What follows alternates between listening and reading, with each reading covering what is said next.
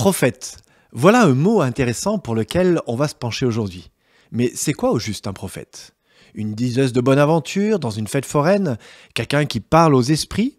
Quelqu'un qui parle au nom de Dieu, qui a des visions? Ou juste une personne qui fait des annonces?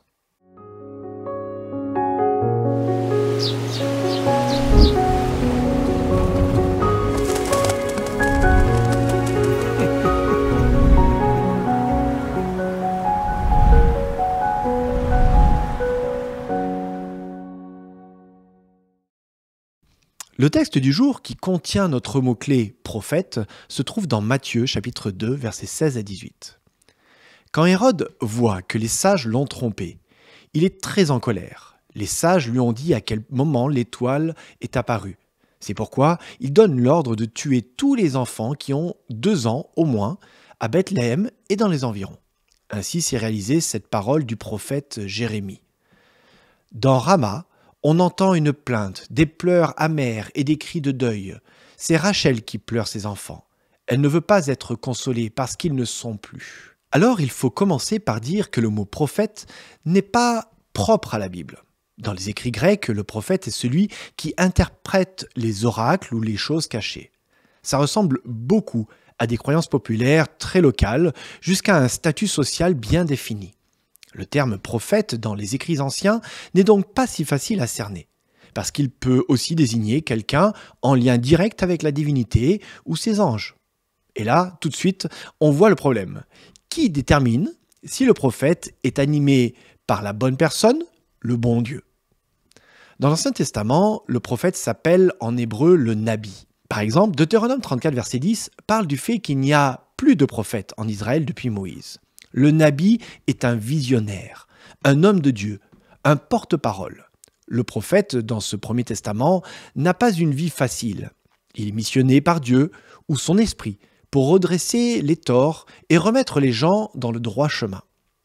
Il dénonce l'hypocrisie, l'idolâtrie, les abus de pouvoir, l'égoïsme. Et comble de tout ça, contrairement aux sacrificateurs, aux lévites, aux gardes royaux, aux prêtres ou aux rois, bref, toutes les fonctions officielles, eh bien le prophète, on ne sait pas trop comment il devient prophète. Oui, il est missionné par Dieu, mais qui peut affirmer que c'est bien Dieu qui est derrière?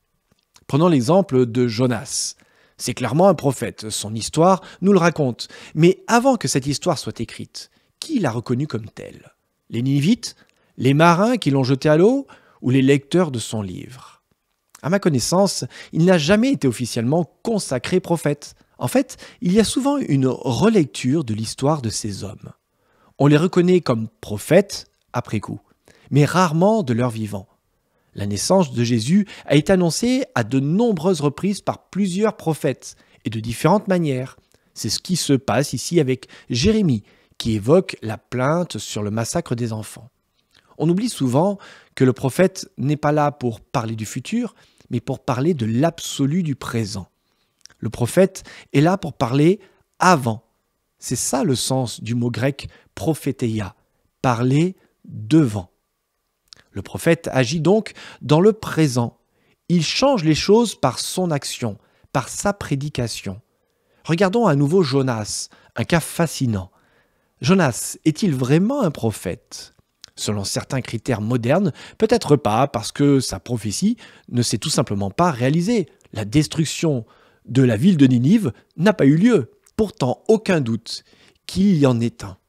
Pourquoi? Parce qu'il ne s'agit pas d'annoncer l'avenir, mais d'intervenir dans le présent.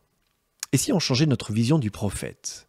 Jésus, par exemple, n'est pas venu annoncer la destruction de l'humanité. Il est venu pour changer les cœurs parce qu'il avait foi, encore une fois, en l'homme.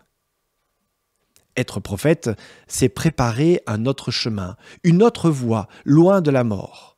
C'est un appel vibrant à vivre dans l'espoir et l'action. Et toi, veux-tu être un vrai prophète ?